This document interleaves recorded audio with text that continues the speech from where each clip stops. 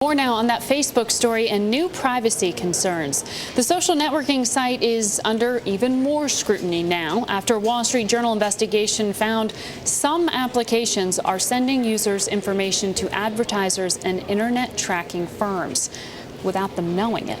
Mark Rotenberg has been one of Facebook's most outspoken critics in recent months. He's the head of the Electronic Privacy Information Center, or EPIC as it's known, based in Washington. Mark, thanks for coming on. Facebook, obviously, it's the biggest information network out there, so any sense that it's permeable frightens people. But specific to this news today, how serious are these alleged violations?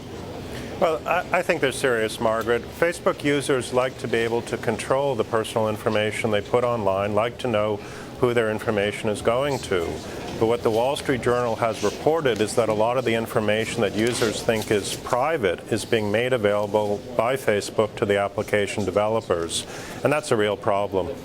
And the Journal's reporting today says they're games, to be clear to our audience. Zynga, Farmville, and Texas Hold'em Poker, Frontierville, that these applications, when you use them, might actually store and distribute some of your information, despite the fact that Facebook already bars their applications and developers from allowing for this. So is it a question of Facebook here or a question of policing the internet? Well, I think it's a question of Facebook. The way that the application developers like Farmville get the user information is because Facebook is transferring that information to Farmville. And then Facebook says, please don't use it in the following ways. But of course, the companies know that the information has value, so they go on to use it. And I think for the user, it's just not fair. They don't understand this. It's not something that they agreed to.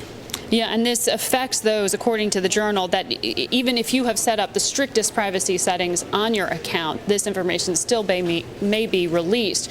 Now, you and your organization, Mark, you've filed some complaints here against Facebook in the past. Do you intend to take action on this?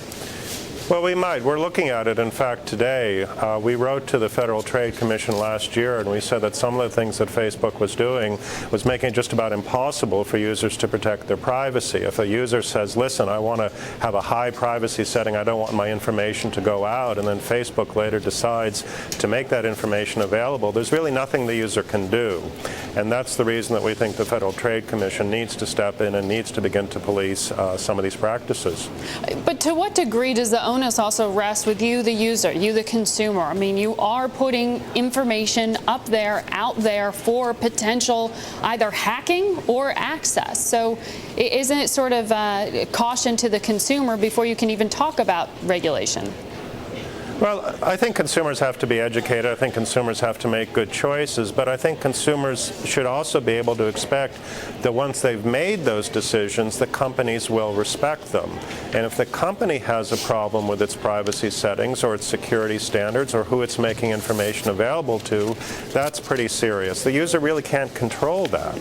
And that's why, again, we think the Federal Trade Commission needs to look at this more closely. And Facebook already has, not only do they ask their developers and applications to not allow for this leakage, they actually have a control panel that's supposed to let users see what's being released. So if this becomes a question of policing enforcement or closing loopholes here, who carries that out? Well, again, I think it's the Federal Trade Commission. I mean, the FTC has traditionally been responsible for policing business practices where there was really nothing the consumer can do. If we thought the consumer, the user, could act effectively to protect their online privacy, we'd say, hey, listen, it's the user's responsibility. But this really is one of those situations where the decisions are being made in a way that the user just can't control.